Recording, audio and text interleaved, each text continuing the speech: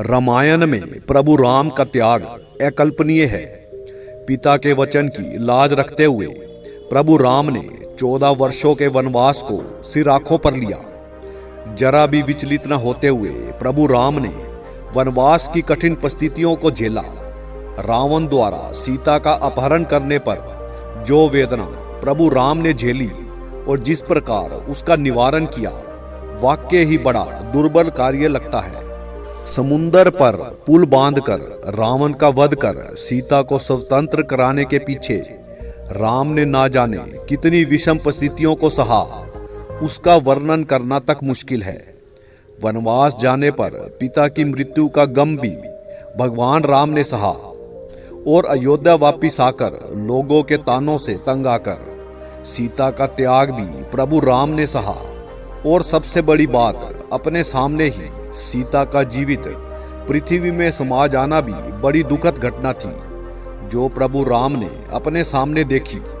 भगवान राम का त्याग अकल्पनीय है, जिसका कोई मुकाबला नहीं है। परंतु दूसरी तरफ हम सीता माता का त्याग देखते हैं तो वह भी भगवान राम से कम नहीं लगता। महलों में पली सीता का वनवास में अपने पति के साथ तैयार हो जाना, वन में दर दर की ठोकरें खाना वाकई ही दुर्लभ काम था। परंतु सबसे बढ़कर कोई कसूर न होते हुए भी रावण द्वारा सीता हरण और सीता को एक वृक्ष की शरण देना, सीता का गर्मी सर्दी उसी वृक्ष के नीचे ही काटना वाकई ही बड़ा मुश्किल कार्य था। और बिना कसूर राम द्वारा सीता का त्याग और परीक्षा के लिए सीता माता का सारे अयोध्या वासियों के सामने धरती में समा जाना सोच से परे की बात है। माता सीता का त्याग भी रामायण में आश्चर्यचकित करता है। परंतु अगर हम लक्ष्मण का त्याग देखते हैं तो वह भी राम और सीता से कम नहीं लगता। आखिर तीनों में से किसका त्याग ज्यादा है, हमें इसकी पहचान नहीं होती। बड़ा भाई अकेला वन में ठोकरें ना खाए, लक्ष्मण ने प्रभु राम के साथ ही वन चलने की तैयारी कर ली। केवल यही एक त्याग भी राम और सीता के त्याग पर भारी दिखाई देता है। लक्ष्मण द्वारा प्रभु राम व सीता माता की सुरक्षा हेतु निंद्रा न करना भी भारी त्याग था। और साथ ही लक्ष्मण ने पूरे 14 वर्षों तक वनवास के दौरान आहार तक नहीं लिया।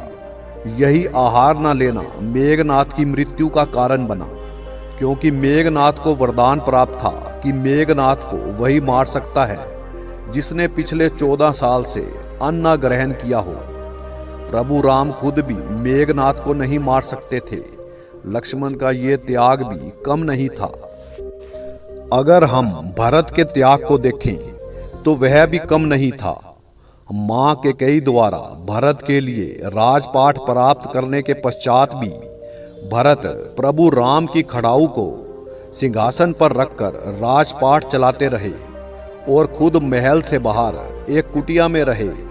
ऐसा त्याग भी कम नहीं है। इससे आगे हम बात करते हैं मेघनाथ की, जिसका दूसरा नाम इंद्रजीत था। खुद इंद्र भी मेघनाथ को परास्त नहीं कर सकते थे और मेघनाथ को वरदान प्राप्त था कि जिसने पिछले 14 साल तक अन्न ग्रहण किया हो वही उसे युद्ध में परास्त कर सकता है, वह मार सकता है। प्रभु राम में भी इतनी ताकत नहीं थी कि मेघनाथ को मार सके। पितृभक्त मेघनाथ केवल अपने पिता के अहंकार की बलि चढ़ गया और लक्ष्मण के हाथों मारा गया, क्योंकि लक्ष्मण ने 14 वर्ष तक अन्न ग्रहण नहीं किया था। बिना किसी नानुपुर के मेघनाथ ने पितृभक्ति के आगे प्राण निछावर कर दिए। मेघनाथ का त्याग भी कुछ कम नहीं है। अब हम रावण की बात भी कर लेते हैं। रावण रामायण का वो पात्र है जिसका ये सारा खेल रचाया हुआ था। अत्यंत बलशाली रावण, जिसने काल को भी अपने बस में कर रखा था। वास्तव में विष्णु भगवान के हाथों मरना चाहता था। किसी और के हाथों मरना वह मुनासिब नहीं समझता था, वरना रावण की जग हसाई होती। इसलिए रावण ने खुद से ये सारा खेल रचाकर सीता का अपहरण किया और भगवान विष्णु के 21वें अवतार प्रभु राम के हाथों मारा गया, वरना दुनिया में किसी में भी वो ताकत नहीं थी जो कि रावण को पराजित या मार सकता था। अपने पुत्र मेघनाथ को भी रावण ने राम से युद्ध नहीं करने दिया, अन्यथा मेघनाथ प्रभु राम को भी युद्ध में परास्त कर देता। रावण का अपने हाथों खुद मृत्यु ग्रहण करना अकल्पनीय है। वैसे तो रामायण में राम भक्त हनुमान का भी योगदान है, परंतु वो त्याग नहीं कहा जा सकता। वह तो राम भक्त हनुमान का प्रभु राम के प्रति प्यार था। उर्मिला का 14 वर्षों तक अपने पति लक्ष्मण की नींद का वरण प्यार व प्रतिव्रता धर्म दर्शाता है। परंतु अगर हम रामायण में सबसे बड़ा त्याग देखें तो माँ कैकेयी सबसे ऊपर है। हमारे मन में ये बात है कि माता कैकेयी के कारण ही भगवान राम को वनवास हुआ और भगवान राम के साथ माता सीता व लक्ष्मण ने ना जाने कितने कष्ट झेले। माता कैकेयी का जन्म ही विधि के विधान को पूरा करने के लिए हुआ था। अपने प्यारों से प्यारे पुत्र राम के लिए 14 वर्षों का वनवास मांगते हुए ममतामयी माँ कैकेयी को जो पीड़ा हुई थी उसका वर्णन तक करना मुश्किल है। जब विधि के विधान को पूरा करने का समय आया तो उससे पहले भगवान राम माता कैकेयी के पास गए और माता कैकेयी से प्रार्थना की कि माँ, आपकी जरूरत का समय आन पहुंचा है। आपका जिस कार्य के लिए जन्म हुआ है उसे पूरा करें। कैकेयी भी भली भांति जानती थी कि उसका जन्म किस लिए हुआ है, परंतु अपने प्राणों से प्यारे राम के प्यार में वो अपना कर्तव्य भूल चुकी थी। प्रभु राम के समझाने पर माँ कैकेयी बोली, मेरे प्रिय राम, मैं ये भी जानती हूँ कि तुम्हारे वियोग में मेरे पति दशरथ प्राण त्याग देंगे और मुझे विधवा का जीवन बिताना पड़ेगा। परंतु इससे भी बढ़कर बात यह है कि मैं ये भी जानती हूँ कि तुम्हारे वन जाने के पश्चात मेरा पुत्र भरत मुझे मां मानने से भी इनकार कर देगा। परंतु विधि का विधान पूरा करने के लिए प्रभु राम ने माता कैकेयी को दोनों वचन दशरथ से मांगने के लिए बाध्य कर दिया। पहला वचन भरत को राजगद्दी और दूसरा वचन राम को 14 वर्ष का वनवास।